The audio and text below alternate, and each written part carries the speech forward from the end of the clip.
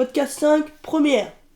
Salut à tous les amis, merci de nous rejoindre pour un nouvel épisode du podcast Musicanie, le podcast où des musiciens nous racontent à quel point la musique change leur quotidien. Aujourd'hui, on a la chance de rencontrer Loïc Mallier. Il est compositeur, il a été prof dans les plus grands conservatoires de France et d'Espagne, d'improvisation et d'écriture. C'est aussi un organiste de talent et il est venu nous raconter tout un tas d'anecdotes sur sa carrière. C'était juste incroyable, j'ai hâte de vous montrer tout ça. Je vous rappelle qu'on sort un nouvel épisode le premier jour de chaque mois, donc n'oubliez pas de liker, vous abonner, partager et commenter pour nous soutenir si le concept vous plaît. En attendant, je vous laisse découvrir Loïc Mallier, c'est parti.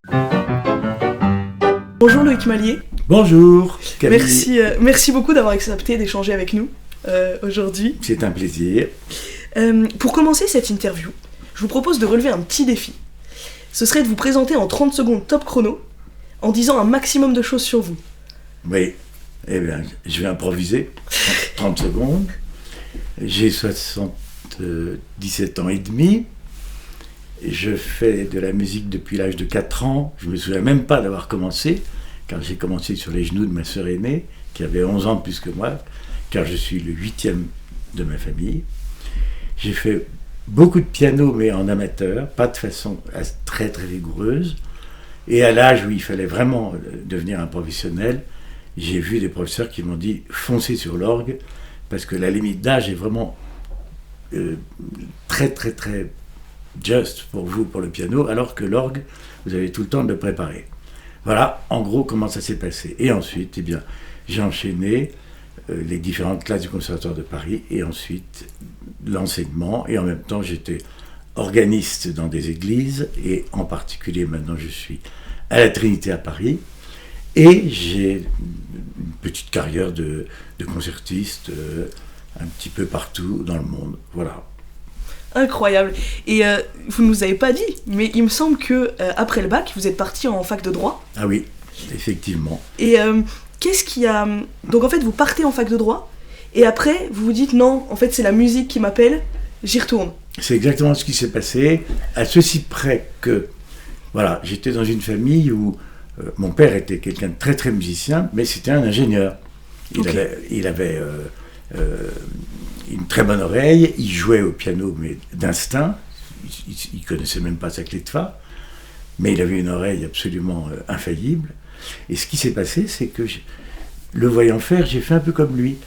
Et quand je lui ai dit, j'aimerais bien en faire mon métier, il m'a dit, tu sais, c'est pas très facile de gagner sa vie dans la musique, écoute, fais des études classiques, entre guillemets, et puis on verra après. Comme j'avais le virus de la politique, j'ai décidé de faire une licence en droit, et en même temps, alors à l'époque la licence se faisait en 4 ans, en même temps que j'ai passé ma 4e année de droit, je suis allé trouver Daniel Roth, qui est toujours d'ailleurs un organiste magnifique et très réputé, mondialement réputé, et qui, avec beaucoup de générosité, m'a pris en charge, non seulement pour l'orgue, mais aussi pour l'harmonie et le contrepoint, car j'ignorais complètement que pour faire une classe d'orgue au Conservatoire de Paris, il fallait passer les concours d'entrée en classe d'écriture, ce qui n'est plus le cas maintenant. Ok. Ça a été adouci. Ok. Et donc, qu'est-ce qui fait que vous faites ce choix ? Parce que donc, votre papa n'est pas forcément partant, il se dit, bon, vaut mieux avoir un métier un peu stable et puis faire à côté. Et puis, c'est vrai que la musique, c'est un peu la vie d'artiste, donc un peu incertaine, alors que le droit, on se dit, il y a un parcours tout tracé. En fait, je me souviens très bien d'un prof de droit civil qui nous avait dit, je ne me souviens plus dans quelle année, mais peu importe, vous savez, il ne faut pas vous faire d'illusions. Si vous voulez être avocat, soit vous êtes un grand ténor du barreau, et vous plaidez au pénal, et là, vous pouvez faire des choses passionnantes, soit vous ferez comme presque tous les avocats, vous serez un avocat au civil, et qu'est-ce que vous réglerez ? Des histoires de gros sous. Parce que les procès civils, c'est des histoires de gros sous. C'est des gens qui se battent alors, pour des héritages, des successions, des dommages-intérêts, etc. Je me suis dit oui, effectivement. Donc, ça m'a ramené un peu vers ma vocation de musicien. Alors qu'au départ, je rêvais un peu. Je me disais, je pourrais être un avocat qui gagne très bien sa vie et qui pourrait s'offrir une carrière d'organiste. C'était complètement utopique. Ok. Alors, j'ai vite compris que si je voulais faire sérieusement de la musique, il fallait que je me prépare au Conservatoire de Paris. Je sortais du Conservatoire de Rennes, où j'avais eu d'excellents professeurs en piano et en orgue, mais j'étais déjà très âgé. Ouais. Trop âgé en fait pour la classe. Oui, je suis rentré au Conservatoire de Paris, d'abord en classe d'écriture, puis en classe d'orgue, à 24 ans, c'est-à-dire à l'âge où les gens en sortent. Et puis c'était limite, j'aurais laissé passer un an de plus, terminé, je ne pouvais pas me présenter. Donc ça a été just. Voilà. Et donc après être passé au CNSM de Paris, qui est donc une école assez prestigieuse quand même, très prestigieuse même. J'ai eu d'excellents professeurs. Oui, c'est ça, où l'enseignement est d'une qualité... Excellent, non seulement musicalement, mais sur le plan humain, et d'excellents camarades. J'aimais beaucoup l'atmosphère. Je sais que c'est une école qui est très décriée. Moi, je la défends, parce que j'ai peut-être eu beaucoup de chance, et avec mes professeurs, parmi lesquels Olivier Messiaen, qui à l'époque était professeur de composition, mais il avait été professeur d'analyse, professeur d'esthétique, etc. Et lui disait, ma classe a changé de nom, mais moi je n'ai pas changé. Et vous parlez d'Olivier Messiaen. Pour ceux qui connaissent pas trop, est-ce que vous pourriez le décrire Décrire Messiaen. C'était d'abord un être lumineux. Quand on entrait dans sa classe, on était accueilli par quelqu'un d'ouvert, de sympathique, de souriant, de bienveillant. Et donc, lui, il était à la fois prof, mais il était organiste aussi Alors, Messiaen était organiste, mais il jouait de moins en moins d'orgue parce qu'il composait de plus en plus. Il passait sa vie au piano, en fait, Messiaen, car il faisait sa classe au piano. Et le souvenir, finalement, le plus extraordinaire que j'ai de Messiaen, c'est qu'à chaque fois qu'il nous parlait d'une œuvre, que ça remonte au chant grégorien, ou que ce soit du Wagner, ou du Debussy, ou du Xenakis, parce qu'il s'intéressait absolument à tout, c'était une mine incroyable, eh bien, tout de suite, il y avait un exemple au piano. Et il y avait ses mains qui jouaient toutes seules, cette sonorité de rêve. Quand il nous jouait un extrait d'un opéra de Wagner, par exemple, on entendait des cordes, des flûtes, des hautbois, enfin, c'était fabuleux. Ah ouais, exceptionnel, ok. Oui. Et du coup, pour revenir au CNSM, donc vous y êtes passé élève, et puis après vous avez été prof, là-bas, pendant pas mal d'années. Ça s'est bien enchaîné, c'est-à-dire que je suis sorti définitivement du conservatoire avec mes premiers prix d'écriture, d'orgue et d'improvisation, et immédiatement j'ai enchaîné à 6 mois après, avec le Conservatoire supérieur de Lyon qui venait d'être créé. Et puis là, j'ai commencé une carrière qui a duré, de 1980 à 2012, qui a duré 32 ans. Et j'ai été rappelé au Conservatoire de Paris pour l'improvisation. Entre-temps, je faisais aussi l'improvisation à Lyon. Donc en fait, pendant 32 ans, vous m'avez dit, vous étiez prof d'improvisation, notamment. D'écriture et d'improvisation. D'écriture et d'improvisation. Pour moi, c'est des notions assez abstraites. Qui fait de la trompette, j'ai pas encore... je connais pas encore tout ça. Mais je me suis posé une question. Est-ce qu'on peut apprendre à improviser, alors que le principe même de l'improvisation, c'est qu'on joue un peu ce qu'on veut? Oui, alors, c'est un peu comme pour la composition. En même temps, il faut être complètement soi-même et totalement libre, et en même temps, il faut que ça repose sur des bases solides. En fait, moi, je distingue 2 cas. Il y a des gens qui naissent improvisateurs. C'est comme ça, ils sont improvisateurs. Ils restent, non pas à leur apprendre à improviser, ils le font d'instinct, mais à leur apprendre à travailler. C'est pas la même chose. Par exemple, on leur dit, tu vas essayer de varier sur un thème de chorale de Bach, et tu vas essayer d'improviser une variation dans le style de Bach, ou tu vas essayer, à partir d'un thème de Schumann, de faire un intermezzo à la Schumann. Tu vas essayer de faire un faux Debussy, un faux Ravel. Pas du tout pour le plaisir d'en faire des imitateurs et des gens qui finalement passeraient leur temps à improviser dans les styles des autres, mais pour leur donner des bases solides. Et étant donné leur tempérament, étant donné leur caractère, on peut être sûr qu'une fois qu'ils ont bien travaillé tout ça, et sachant qu'on a toujours insisté parallèlement sur le fait qu'il fallait qu'ils continuent d'improviser, entre guillemets, librement, on arrivait à quelque chose. Les deux se rejoignaient. La liberté et la contrainte se rejoignaient. Ouais, les deux sont nécessaires en fait. Oui. Ouais. Et en plus, j'ajoute que l'autre cas, c'est-à-dire des gens qui ne sont pas improvisateurs. On peut quand même leur apprendre un contenu. On peut leur faire de l'harmonie au clavier. Et à partir de ces exercices d'harmonie au clavier, on peut leur donner l'idée de construire une petite improvisation qui se tienne, même si ils ne seront pas très très loin dans le métier d'improvisateur. C'est excellent pour leur métier de musicien, tout simplement. Okay. Voilà. Pour le métier de musicien, savoir faire des choses comme ça, réaliser une basse chiffrée, accompagner une mélodie, varier autour d'un thème, c'est très formateur. Et ensuite, quand on joue du répertoire, on est d'autant plus armé qu'on a cette formation. Oui, d'accord. Ok.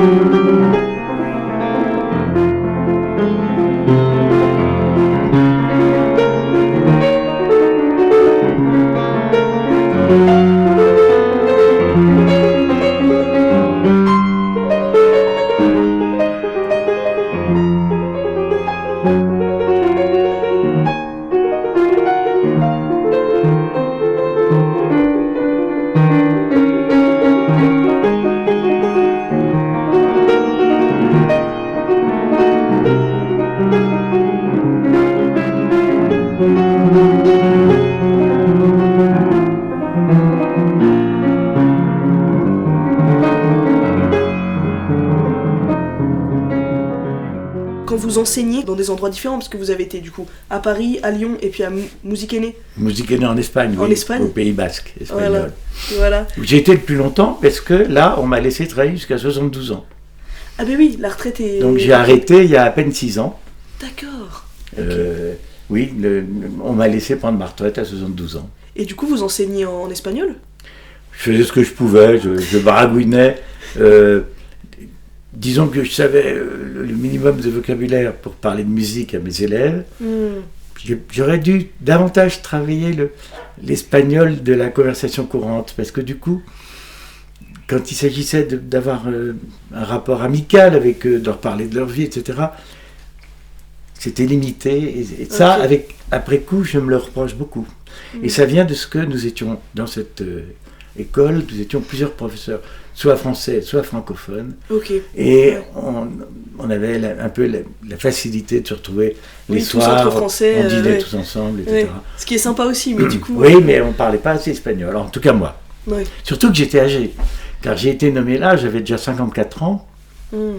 On assimile beaucoup moins vite à cet âge-là qu'à 25 ou 30 ans. Oui, c'est ça. Okay. Et donc vous avez fait comment pour apprendre ? C'était vraiment en vous baignant dans l'espagnol ? Alors, d'une part, bon, j'avais une méthode, mais que je ne suivais pas beaucoup. Et puis, j'achetais des Tintins en espagnol. Et comme je connaissais très bien Tintin, c'était vraiment ma lecture favorite quand j'étais enfant. Je me souviens toujours de cette scène extraordinaire où le professeur, où le capitaine Haddock jette son verre de whisky, le whisky tombe en gouttelettes sur la tête de Tournesol, qui dit « Canastos no debería salir sin paraguas », qui veut dire « Saperlipopette, je n'aurais pas dû sortir sans parapluie ». Alors je sais dire ça, j'ai retenu. Puis voilà, j'ai appris des tas de choses comme ça. Mais du coup, vous aviez des phrases préconçues, quoi. Oui, mais alors ce qui faisait rire mes élèves, c'est qu'ils disaient, en fait, tu parles... Alors là-bas, on se tutoie et on s'appelle par... Les élèves et les professeurs, tout le monde se tutoie et tout le monde s'appelle par son prénom. Ils me disaient, en fait, tu parles français avec des mots espagnols. C'est-à-dire que mes tournures étaient un peu grammaticalement des tournures en français. Simplement, je mettais les mots espagnols que je connaissais là-dessus. Ça les faisait beaucoup rire. Et ils comprenaient quand même ou Oui, ils rigolaient bien, mais ils comprenaient. Ah oui, c'est chouette. Donc vos cours étaient en espagnol. Tout était... Ah oui, ça, je me souviens d'un collègue qui avait trouvé intelligent un jour. Alors lui, il parlait anglais tout le temps. Ok. Bon, ça c'est... Moi je l'ai fait au début, hein. Oui.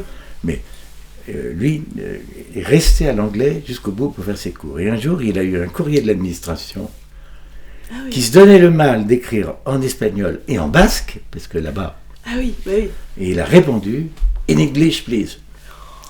Ça a été très mal pris. Là, il a joué son poste, hein, parce que ils l'ont pris comme une gifle.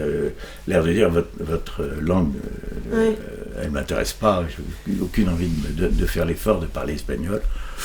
Ça a été très très mal. Je peux le raconter maintenant parce que c'est une vieille histoire. Hein. Ça s'est passé il y a plus de 20 ans.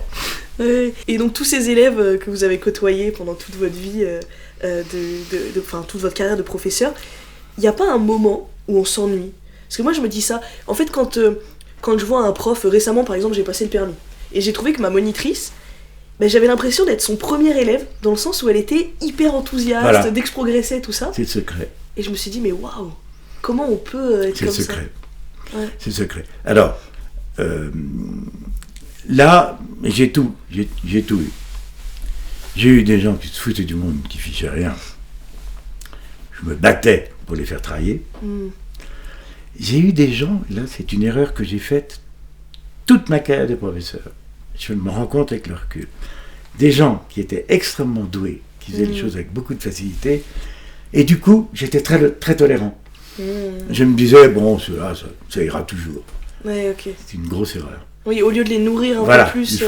Il faut être d'autant plus exigeant qu'ils ont des dispositions naturelles. Ça, en fait, quand je repense à toute ma carrière de professeur, je ne ferai plus rien comme je l'ai fait à l'époque.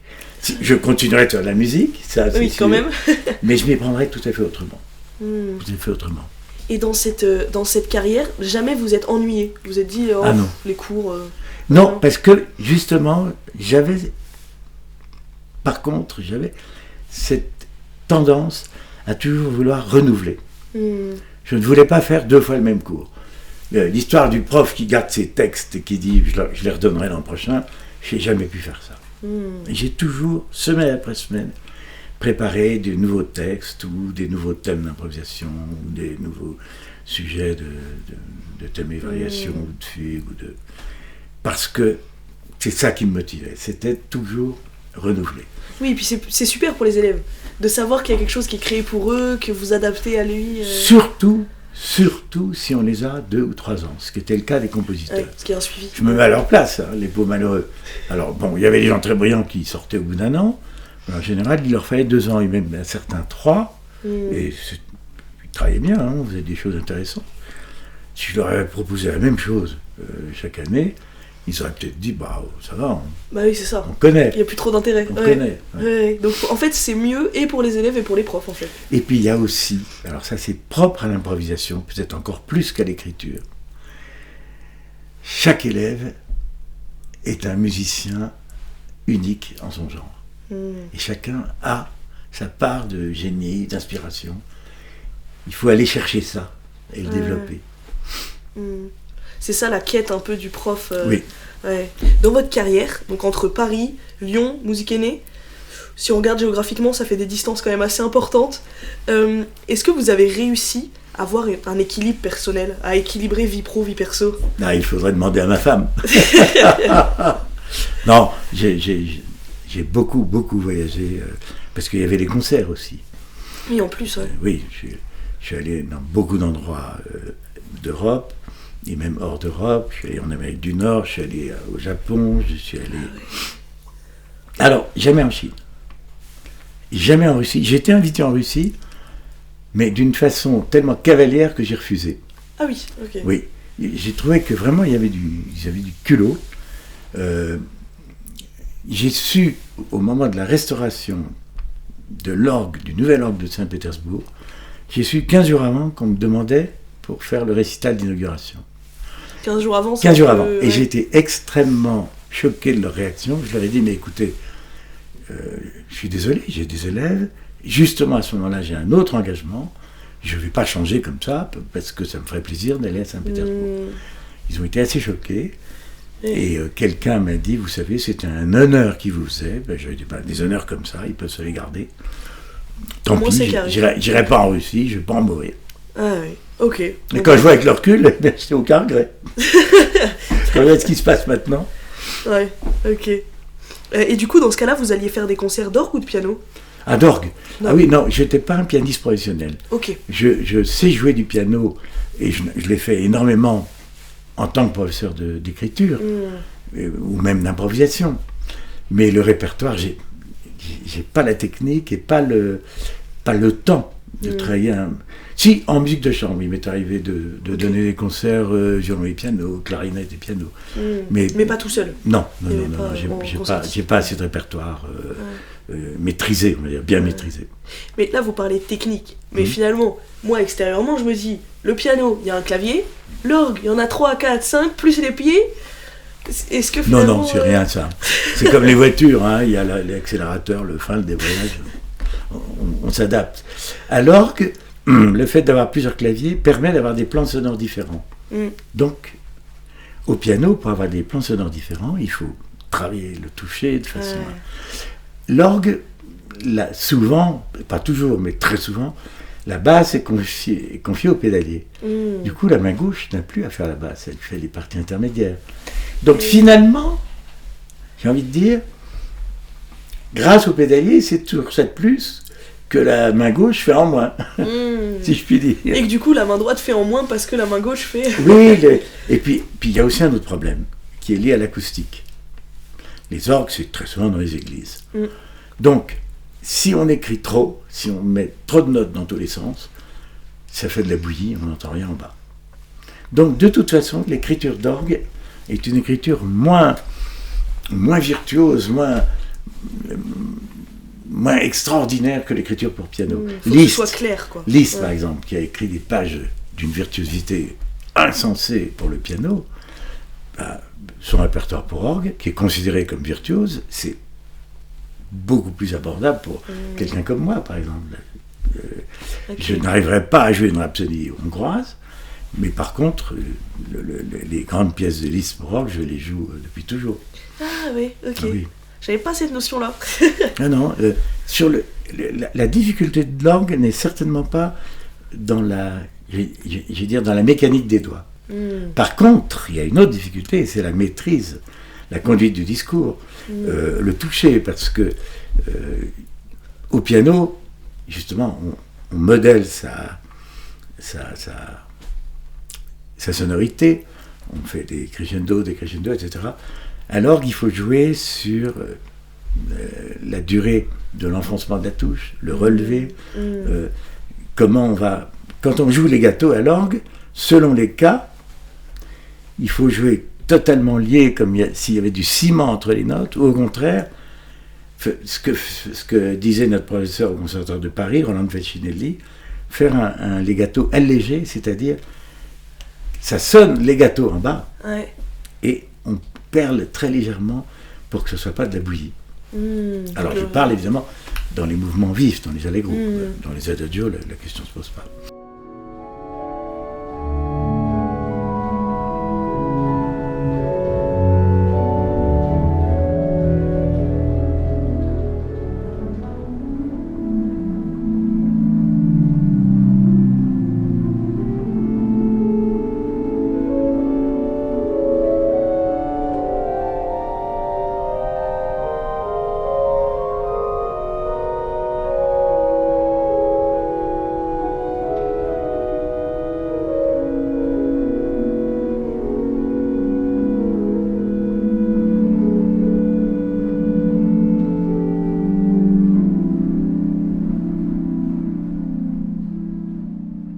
Donc on peut transmettre, parce que c'est vrai qu'à la trompette ou au violon, le violon, on va faire, tous les cordes on va vibrer avec la main, j'imagine. La trompette on va vibrer avec les lèvres ou avec le doigt.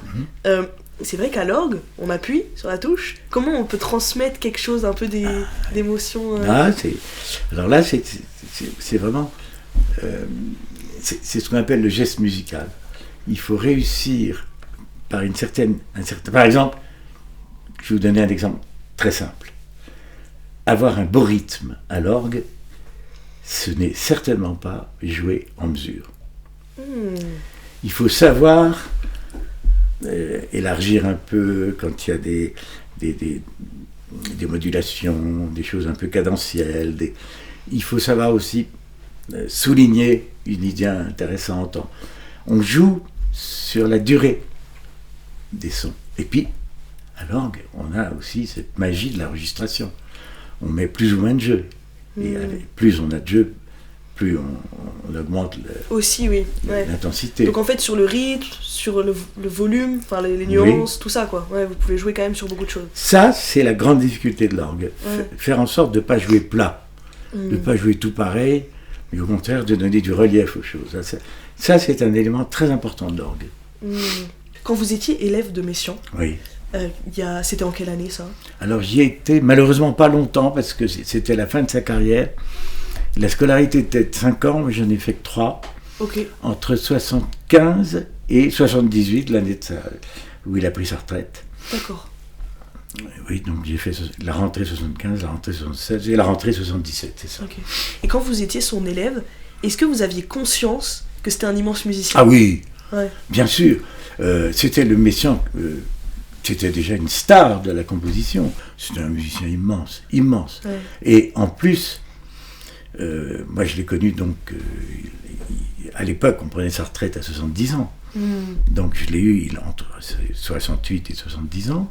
Ouais.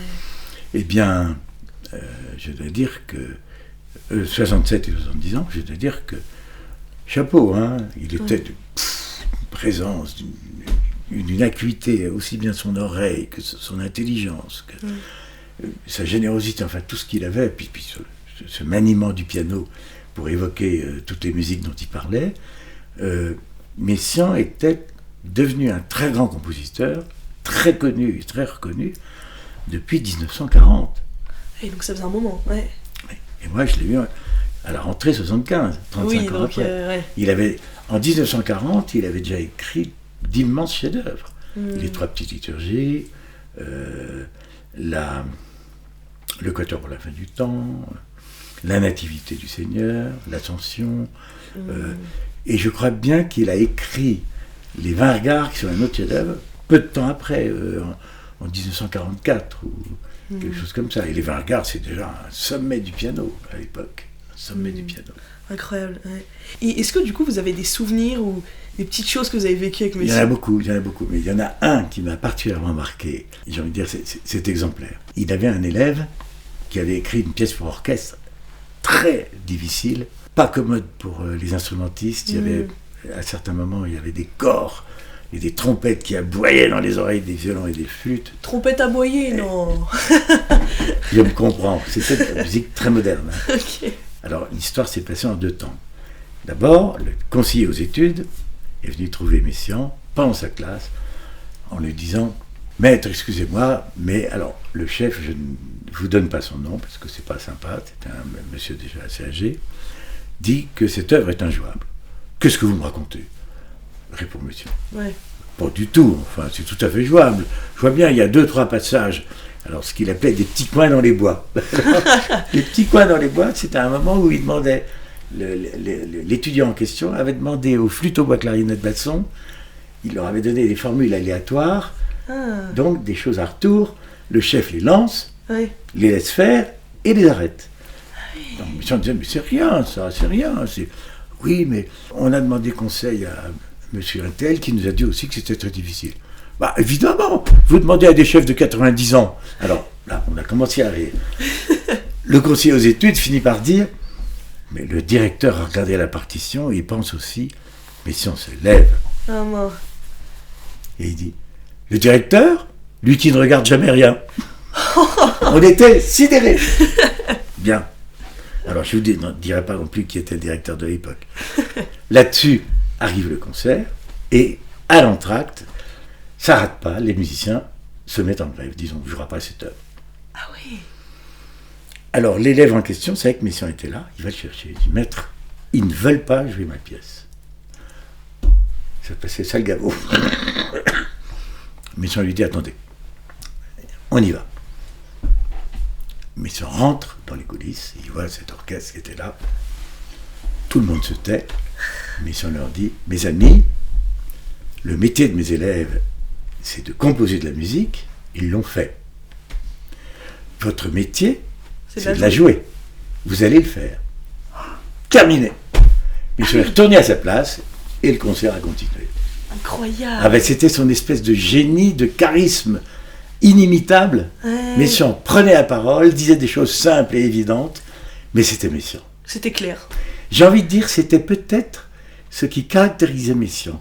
On est à une époque où beaucoup de professeurs d'analyse se sont jetés quelquefois sur des phrases jargonnantes pour parler de musique, avec des concepts tous plus mystérieux les uns que les autres. J'avoue, je me méfie un peu des professeurs d'analyse. Eh bien, quand Messiaen analysait de la musique, il arrivait à dire des choses complexes avec des mots simples. Et on a été plusieurs à se dire, après, dans le fond, on aurait dû prendre plein de notes. Ça nous paraissait tellement évident qu'on écoutait. On se dit, on tiendra, mais non. On aurait dû prendre des notes. Voilà, mais ça, c'était une des caractéristiques de Messiaen.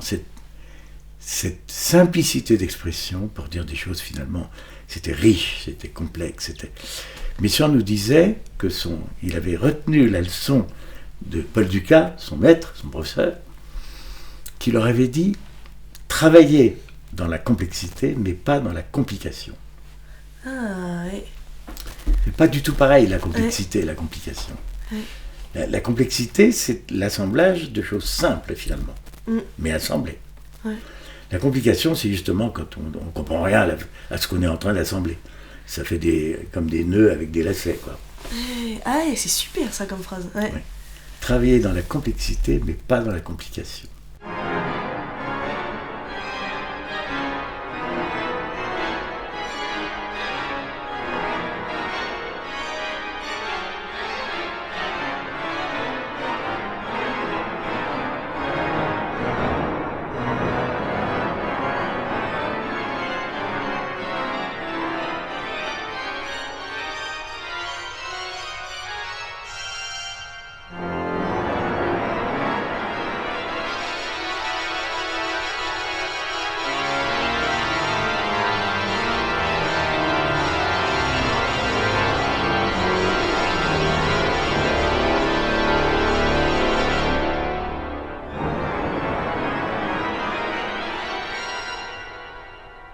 L'autre jour, en tapant votre nom sur internet, j'ai eu beaucoup de résultats, mais notamment un qui m'a parlé. J'ai vu que vous aviez eu l'occasion d'écrire une pièce avec Marcel Lagorce, qui, dans le monde de la trompette, est plutôt reconnu. Enfin, moi, j'ai fait les études Lagorce. C'était lui, le compositeur. Moi, je n'étais que l'arrangeur. Je faisais la partie de piano. Ok. Et du coup, qu'est-ce qui vous a amené à faire quelque chose avec lui comme ça ? C'est une histoire d'éditeur. Il était édité il faisait des ouvrages pédagogiques. Et avant lui, il y avait eu le tromboniste Jacques Toulon, je crois, qui avait fait appel à moi de la part des éditions Martin pour que je fasse la partie de piano. Les éditions Martin étaient spécialisées dans le pédagogique à l'époque. Donc, c'est comme ça que j'ai été mis en rapport avec cette maison d'édition. Alors j'ai fait donc une pièce pour trompette, mais uniquement la partie de piano. Le trombone, en tout cas, c'était toute une méthode. Alors là, je suis sûr que c'était Jacques Toulon, le professeur de trombone, qui avait fait toutes les mélodies, mais il m'avait demandé de faire des arrangements de piano. Et puis on m'a demandé une pièce pour flûte et piano, où là, tout est de moi, et j'avais pris cet exemple.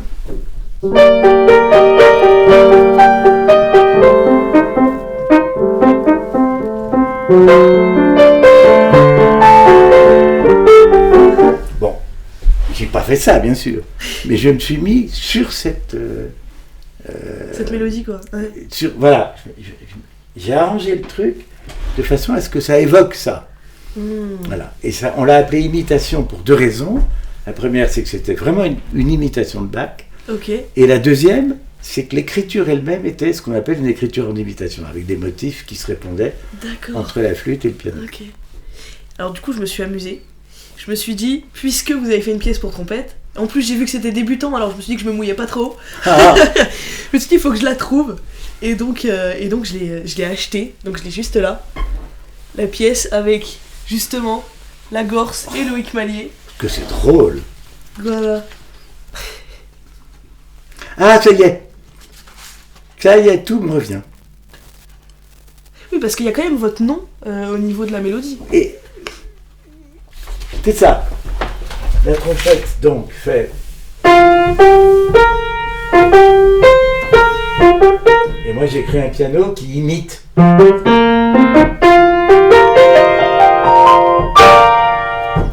Autrement dit, c'est un arrangement au piano pour donner un élan à cette petite cellule de départ. Ah, mais trop bien. Mais c'est une pièce unique. Hein. Oui, c'est ça, il n'y en a qu'une. Oui, c'est la petite pièce là. Ouais. Oui, oui. Ah bah, j'en profite, si vous composez pour trompette avec la Gorse, moi ça me va. Hein. Ah oui. Enfin, encore une fois, le vrai compositeur, c'est lui, car la mélodie de trompette est de lui. Et vous avez eu un peu des échanges avec lui ou c'était vraiment par l'édition Par écrit.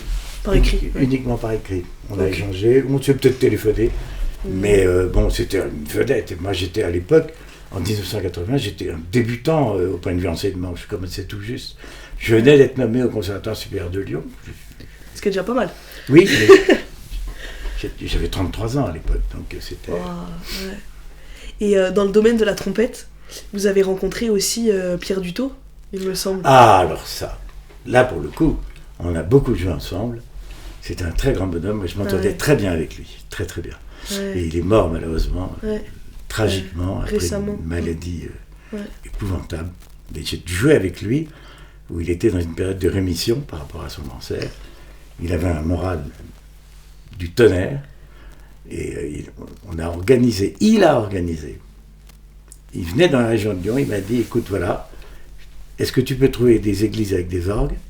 Tu me mets en contact avec eux, et ensuite j'organise tout. Voilà, j'ai fait signe à, je me souviens, il y avait 2 dans la région lyonnaise, un à Montbrison, enfin, un autre à Ampepuis. Bourges aussi ou pas? Je crois que vous m'aviez parlé. Bourges, c'est beaucoup plus ancien. C'est plus ancien, ok. Bourges, c'était... Alors là, pour le coup, c'était la création d'une pièce de moi, qui s'appelait Béatitude, où il y avait 2 trompettes, chœur et orgue. Je l'ai pas, celle-là. Pas encore. Il faudrait que je la retrouve. Béatitude. Il y avait même un double chœur, puisqu'il y avait toute une maîtrise, et puis un chœur de voix d'enfant. Ah oui, ok. Et vous l'aviez aussi donné en concert à Bourges. Ah bon. Là où elle a été créée. Incroyable. Et j'avais Pierre Dutot, je ne me souviens plus qui était le deuxième trompettiste, c'était un de ses élèves. Et ensuite, Pierre et moi, on a joué souvent dans des concerts, on était invités. Et puis il y a donc eu, 18 mois avant sa mort, cette série de concerts qu'il a organisée lui-même dans la région de Lyon. Mais quel dynamisme! Ah, c'est impressionnant. Ah, Montbrison, la collégiale était pleine, mais pleine, à craquer. Ah, c'était extraordinaire, oui. Il avait vraiment très très bien... C'était un ami, Pierre. Il est venu donner un concert gratuitement à Saint-Bottin, à l'époque, et Dieu sait si les trompettistes en général, ils ont le sens des affaires. Lui, il n'était pas comme ça. Okay. Pas du tout. Il a joué gratuitement au bénéfice de la restauration de l'orgue de Saint-Bottin. Ah oui. Ouais. Pour l'orgue en plus, donc... Oui. Impressionnant ça. Et c'était quand on cherchait notre association cherchait à rassembler des fonds pour financer la restauration de l'orgue. Maintenant, il est tout beau, l'orgue. Ça n'a plus rien à voir. L'orgue de Saint-Bottin, c'est un instrument qui a été entièrement refait par Kern, le grand facteur, mort lui aussi, hélas, il n'y a pas très longtemps. Est-ce que... Alors, c'est une question que j'aime bien poser là, qui devient un peu traditionnelle au 5e épisode. Est-ce que vous pouvez dire, après une longue carrière comme ça, qu'aujourd'hui, la musique, ça vous apporte du bonheur? Ah, quelle drôle de question. Ah oui. Ça devrait être évident. Pas forcément. Et il faut vraiment que ce soit de la belle musique. Et donc, vous trouvez du bonheur quand vous écoutez des œuvres, mais est-ce que quand vous jouez, vous improvisez, que vous trouvez le bonheur? Oui, c'est toujours un plaisir. Ouais. Le bonheur, c'est une notion complexe. Hein. Ouais. Mais ce qui est difficile, c'est quand il faut travailler, parce qu'on n'y arrive pas. Ouais. Alors, là, mais tant pis, il faut s'accrocher. Ouais. C'est pour ça que j'aime bien ma question. Parce que bonheur, c'est toujours... c'est pas interprété de la même manière, forcément par tout le monde, et du coup, Oui. Le bonheur, c'est pas la même chose que le plaisir. Ouais. La joie, c'est encore différent. Ouais. Je vais vous répondre par un détour. Mais comme ça, vous allez comprendre ce que je veux dire. Un jour, je suis resté... Alors, j'étais pas très bien moralement. J'avais des problèmes personnels, j'étais pas très bien moralement. Je suis resté environ 1 mois sans toucher à l'orgue de Saint-Pierre de Neuilly, Ok. où j'étais organiste depuis presque 10 ans, puis j'y suis resté encore longtemps après. Et je reprends contact avec cet orgue un soir. J'étais rentré pour la messe de 7h. Je commence à jouer l'entrée. J'ai été saisi par cet orgue que je n'avais pas entendu. J'ai eu des grosses larmes qui coulaient sur mes joues. J'étais premier étonné. Ça m'arrive jamais. Tellement j'étais saisi par la beauté de cet orgue. Voilà. Alors, des émotions comme celle-là, on n'en a pas souvent, mais on en a parfois. Ouais, et c'est des émotions très fortes, quoi. Et puis, il y a la découverte. De belles œuvres qu'on ne connaissait pas et qu'on découvre, ça, c'est... Ouais. Et il y a un autre bonheur, c'est comme quelque chose paraissait inaccessible, et ça y est, on y arrive, on le joue. Ouais. De même qu'en tant que compositeur, j'ai une activité de compositeur très modeste, hein, j'écris peu. Mais quand on me demande quelque chose, je le fais. Et au moment de la création, souvent, si c'est bien joué, si c'est bien interprété, si ça a été bien travaillé, c'est également un moment de bonheur. C'est trop bien. Ça donne envie de composer. Ah bah tant mieux, tant mieux. Moi, j'y connais rien, mais faudrait tenter. Ouais. Merci à tous les amis d'avoir écouté cet épisode jusqu'au bout. C'était un plaisir de pouvoir recevoir Loïc Mallier sur le podcast et de découvrir son parcours incroyable. Merci également à Jean qui gère toute la technique et qui vraiment fait un taf de dingue. Et merci à vous d'avoir écouté l'épisode jusqu'au bout, d'avoir pensé à vous abonner depuis le début de l'épisode, avoir commenté, liké et partagé à tous vos amis musiciens. Comme ça, le podcast va se développer et on va pouvoir partager la musique à un maximum de personnes. En attendant, je vous dis à très vite, faut que j'aille tourner le suivant. Ciao!